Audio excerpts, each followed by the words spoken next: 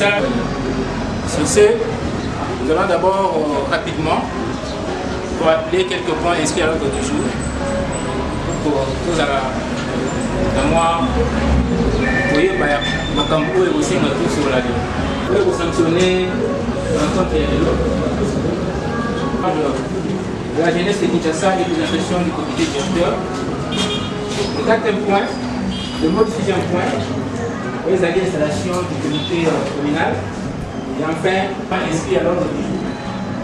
Et comme d'habitude, ma communauté de jeunesse, par rencontre de la vie que j'ai, la rendement, cette rencontre soit un peu chaude. Voilà cette machine. Et c'est mon Kabukai Saliso et Kombami n'a pas dit au même point, le président de la Ligue des Jeunes. Mon coordinateur. Arc original.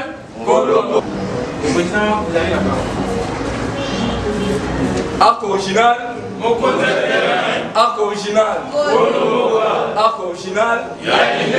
Mesdemoiselles et messieurs, chers cadres et camarades de l'arc original, bonjour. Bonjour. Avant tout, permettez-nous de vous exprimer les sentiments de joie qui nous comblent en ce jour à l'occasion de l'installation des comités communaux de Ligue des Jeunes de notre cher parti Arc Original pour la Fédération Tchang. Il est toujours dit, tout ce que tu fais pour moi, sans moi et contre moi. Sur cet arc original, soucieux de faire une politique participative à tous les niveaux, a eu préalable penser à la jeunesse en vue de faire d'elle des citoyens utiles, partisans de leur propre bonheur et lui faire participer à toutes les instances de prise de décision lui concernent. Pour cela, les premiers jeunes et l'autorité morale de l'arc original, l'excellence Guy Mikulu Pombo, par l'entreprise de la Fédération nationale et provinciale de la jeunesse, est venue honorer et installer les comités communaux de Ligue des Jeunes de Tchang pour lui permettre de fonctionner en toute légalité et sécurité. Nous fitons de cette occasion pour solliciter l'appui moral et matériel de l'autorité morale, Excellence Guy Mikulu Pombo, en vue de conduire la jeunesse de Tchang et vaincre aux prochaines échéances électorales. Mesdames, Mesdemoiselles et Messieurs, chers camarades et cadres de l'arc original, nous vous souhaitons la bienvenue parmi nous. Et sur ce, pour passer dans le deuxième point, dans la Ligue des Jeunes, c'est bien le président Bacheli Lopez. Arc original, mon coordinateur. Arc original. Tu évolues dans la tranche pour le président du comité, Bandegum Souala Nzela.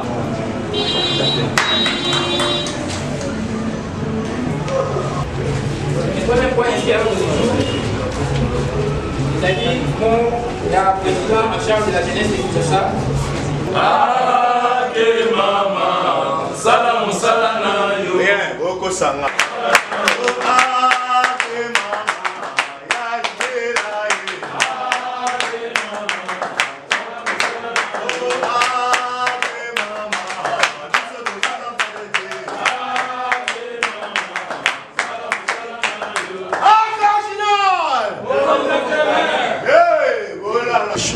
Vu la responsabilité de rapide, en tant que secrétaire interfédéral à vie, le président de la Ligue fédérale qui a Funa. Tous un enseignement makas, il y a comment on chang n'engezoningana. Tous un enseignement makas, il y a comment on appelle que l'élo benza les installations. Il y a Tchango na ba komi na e. Eza bongo a? Eza bongo. Nde tozotombela bino kaka mosala malamu. Bosala masala lolenge bakonza likolo bazosenga. Bosala mosala lolenge oyo pe ville ezosenga. Tolingi jeunesse ya ville etombola bendele. tolingi jeunesse ya ville esika nyonso bapointe jeunesse tomona ke bajeune baza wana bombula oyo eza ya biso nde bajeune estce nakosi mbula oyo eza ya biso bajeune yebisa moninga aza pembeni na yo loba mbula oyo eza ya biso ya libela.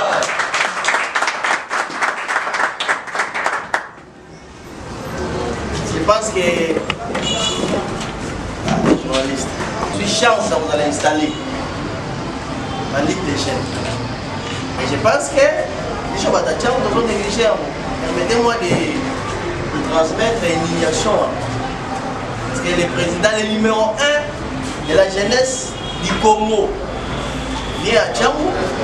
Et le président communal qu'on va installer sans dépasser. C'est pas normal. Les années de papier, Bungu, Aïe la Tchangou, le président va communiquer à Pépère de Bassanini, est-ce que c'est normal? Est-ce que c'est normal? Alors, je commence par présenter mes regrets. Et je pense que si on évolue comme ça, on va tenir dans ça. C'est qu'on est dans ça là. Déjà. Le numéro 1 de la jeunesse de notre parti, toute la République du Congo, c'est bien lui, l'honorable Maria Matumona Mapupula. Il ne fallait pas se négliger. Parce que c'est une grande opportunité. Après, il a pété, alors le président a vu qu'il est. Mais lui-même s'est déplacé, puis ailleurs. Après, Sali, secrétaire général adjoint de la partie, mais en charge des associations féminines. C'est-à-dire, place Bagène Bazar, il fait quoi ça là? Parce que la carte à Bagène, ils appellent l'association féminine. Moi, il est secrétaire général adjoint. Moi, je suis le secrétaire national chargé de la jeunesse et de l'emploi des jeunes. Donc, je suis la deuxième personnalité au niveau de la République pour la Kamba Bagène. Hein?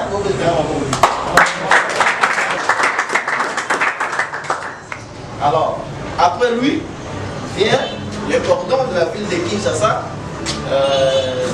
Eder Lebe, qui malheureusement a qui mais il a baigné Mango. Alors, on a fait un problème au niveau de la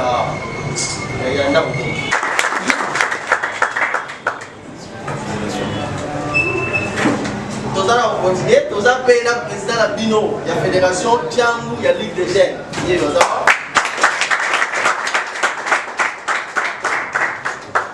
Nous appelons la vice-président, il y a la fédération Moamba.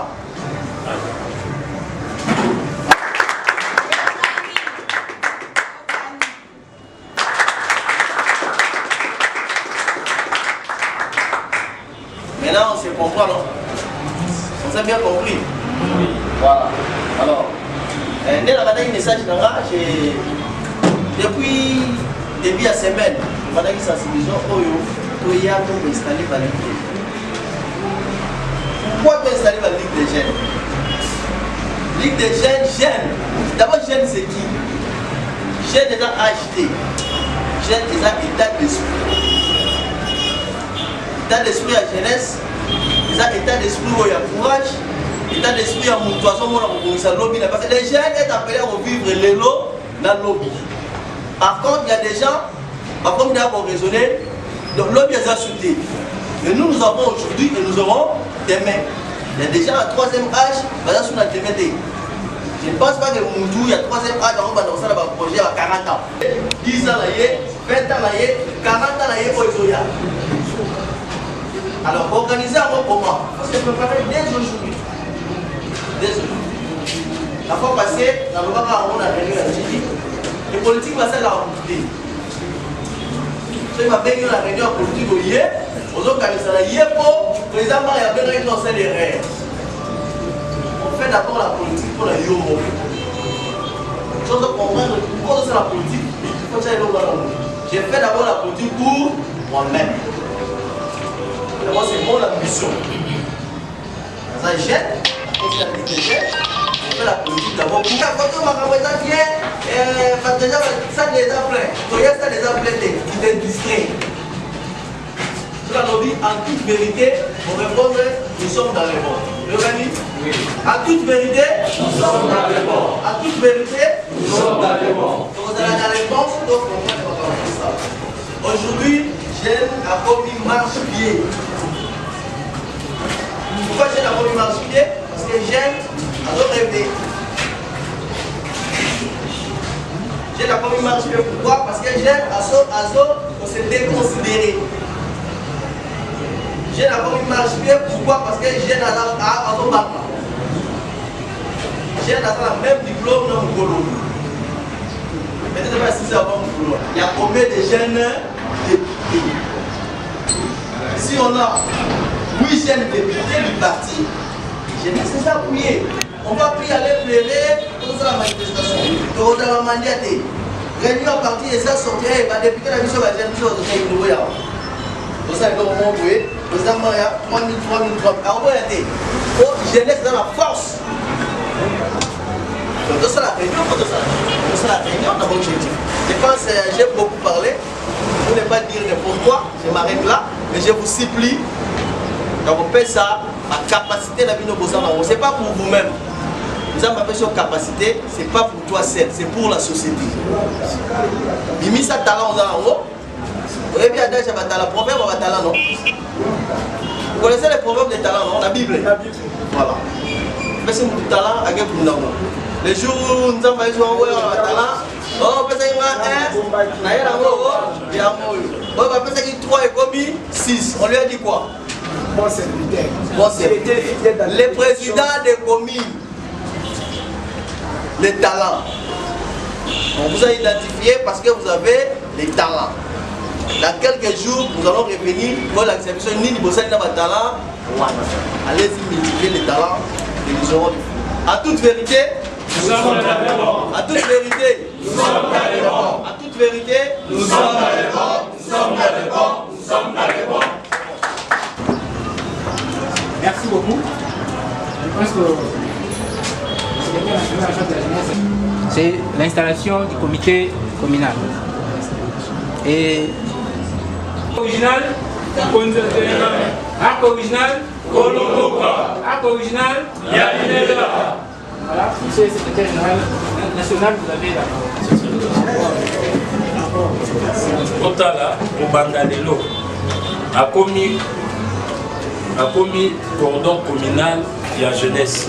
La commune a représenté jeunesse. Et puis tout de suite, Charles, tout petit commis aïe, maman l'a tchaï Charles. On a beaucoup ça.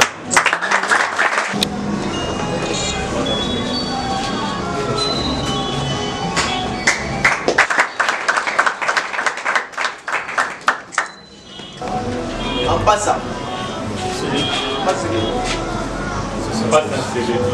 Voilà, donc c'est les deux, c'est les un. Hein, tiens, vous les vous n'êtes pas besoin de sauter.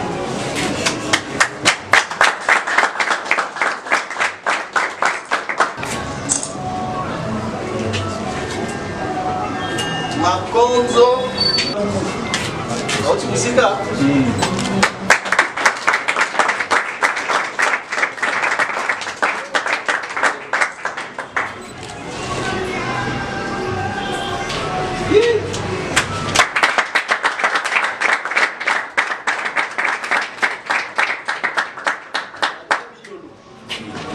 Commune de Massina 1, Massina est dans mon nez.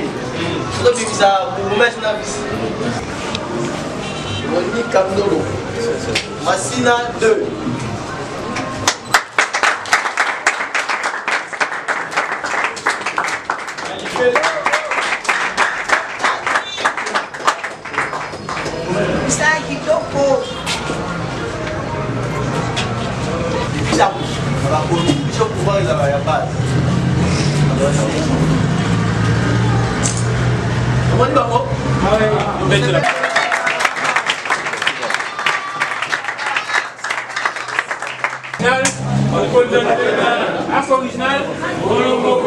Arc original,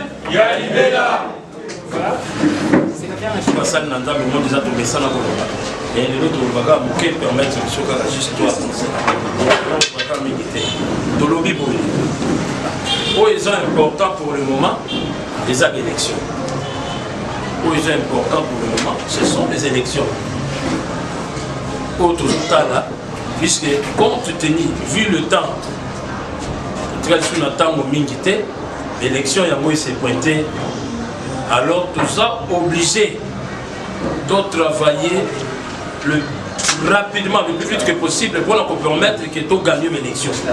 Puisque na ordre et autorité morale, il y a majorité présidentielle. Nous avons l'esprit camarade Joseph Kabila Kabange.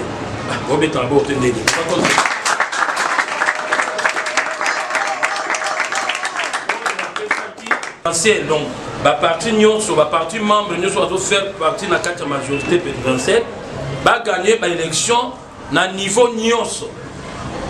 Ceci n'a pas wana. Dans nos conditions, peut être na partie dans l'arc original, tu es kokuta na paix l'autorité morale, excellence Dimikulu, tous na président Katende, bango pe ba pesi ordre, balobi pe na arc, il faut biso peto gagner l'élection à tous les nouveaux. Donc dans ce sens-là que au monde toujours bungana. Mais maintenant le grand problème c'est quoi? Le problème est aboye. Bande konanga bino batu bokomi ba cordon communaux. Ba pesi bino ba fonctionne pour na sentimate. Puisque bino boza base ya parti. Alors ben na biso de la base au sommet. Donc pays to bandi na ba balabala, to ye ti na niveau commune, pour matati likolo. Vous comprenez un peu? Tout ça maintenant na niveau Tchangwa, tous na ba représentant ya chaque commune à Tchangwa. Maintenant musala nini ba représentant ya commune à Tchangwa au sala. Oto bengi ba cordon communaux. Baso benga président communal, baso benga président de Ligue des jeunes. Mais biso d'après statut na biso tous en appellation au niveau commune numéro 1 jeunesse va benga ke cordon communal. Vous comprenez? Mon toizo kamba fédération na niveau jeunesse va benga ke coordonnateur. Mon toizo kamba Kinshasa mo biba benga épée coordonnateur il y a ville de Kinshasa. Vous comprenez un peu? D'abord on moni la fois passée de côté qui veut être pas ma poésie va permettre biso tous appellation il y a Ligue de jeunes. Lié tout bien comme coordonnateur, tout bien comme président, hein? Les accords sont l'appellation pour changer la mot statité. Alors nous monitons comment qui tous autres là-bas répondre biso. Ceux qui va répondre biso de petit monde d'autre dans le so, oui c'est du temps. Mais en dernier ils vont travailler dans Moamba. 5 communes à Moamba nyonso va vendre ici. Ba cordon communaux na bango, ba représenter à chaque commune à bango dans niveau jeunesse. Titulaire un adjoint. Vous comprenez? Un titulaire, un adjoint. Titulaire, il a dit chef de quartier et puis la deuxième pour la chef de quartier adjoint. Parce que la quartier, dans le niveau chef de quartier qui est dans le quartier, attendez dans le quartier, il y a combien de balabala. Tout ça, c'est comprendre. Au qui dans le quartier, dans le quartier, il y a 10 balabala. Dans 10 balabala, dans chaque balabala, on nous met 2 personnes. Moko titulaire, moko adjoint. Moussala jeunesse tout salaire. Jeunesse petit nous ça nous salaire wana. Dans un premier temps mission de confier jeunesse. Pour le bac secrétaire général là on la place à numéro 1 ville de Kinshasa pour nani. Té. Et ça na ordre à Bakozi, ba pesi biso ndingisa. Ba bino bokende bo travailler en synergie pour Kinshasa se vende facilement avant pour le bac Kinshasa. Pour biso pour quitter Kinshasa kala mingi té to ki bato ke ba bashi. Honorable Mbotenaro, le lot de Moni concerne l'activité à art original, où il a parti en majorité. Bientôt, tout ce qui est vers l'élection. Présence dans le cadre de Sika, les autres justifiés. En fait, par rapport à l'installation, il y a un comité de Ligue des jeunes, il y a chaque. Parce que pour expliquer l'importance de la jeunesse, il y a parti de l'art original. À bientôt toute une élection, il a fallu que nous sensibiliser la jeune, nous surtout pas comprendre les partis politiques et animés. Mission à parti politique et alliés pour conquérir le pouvoir et pour garder un mot pendant les raison pour laquelle la présence de la est à pour sensibiliser les jeunes que pour l'aventure, mais plutôt pour l'élection où ils ont prévu dans le mois de décembre et les autres déjà sensibiliser la base de faire comprendre les partis politiques et alliés rôle ya jeunesse ezani na kata parti politique parce que jeunesse yango ndemo ezalaka base ya parti politique yango ndemo ezalaka que parti politique et coexister. Voilà un peu le sens. Et en tant que candidat la députation voilà da to stoy ba itawa pa sango to zo de information en tant que mon changu message na peuple congolais précisément na bande ko changu ba wala. En fait, c'est que nous pouvons demander à la population de Tchangou, Tchangou en général, en particulier, Bana Njili, nous avons pensé que Batuba voter Bisso, de telle sorte que Bisso nous a fait le temps, il a aidé moi à la difficulté de voter en Nango, et tu prends sur Yalumba. On dit que Prince Yalumba, ils ont beaucoup de fois, ceux qui ont le pouvoir, donc on aura la facilité de contacter les autorités compétentes, de pouvoir réhabiliter plutôt Prince Oya Tchangou pour qu'ils aillent bien. Et bien, les baloba bongo comment y a pas na baba que poto basi na mabenga na bango ba tomanda ko étage ils ont souffrir yo par lobby Prince Ogo bongisa. Est-ce que c'est vrai? Le lot ceux qui va na Tchangou va peut-être chance va voter yo. Ba plan d'action ko za ni. Premièrement, na auto fait ça message, il y a Prince Oyo. Prince Oyo to ngoma na minute mais baby. C'est-à-dire, mon colonel te donnera une excellence, autorité morale et art original, te posera problème il y a Prince Oyo. Ceux qui te disent pouvoir, l'être au salaire. C'est-à-dire, nous aussi, à notre niveau, ils ont été Moudaroya à Wanachangou parce qu'ils ont Wanachangou. Donc, d'abord, Tchangou, on a ça, la position à niveau de la hiérarchie pour que, la Prince Oyo, quand ils ont Njili, la taille de la commune député, n'a pas jamais aux ala, ailleurs, n'a pas toujours Njili. Njili, les hommes bien Nabiso. Nous avons Tchangou, tu recoles à Awa, tu recoles à c'est ça la réalité.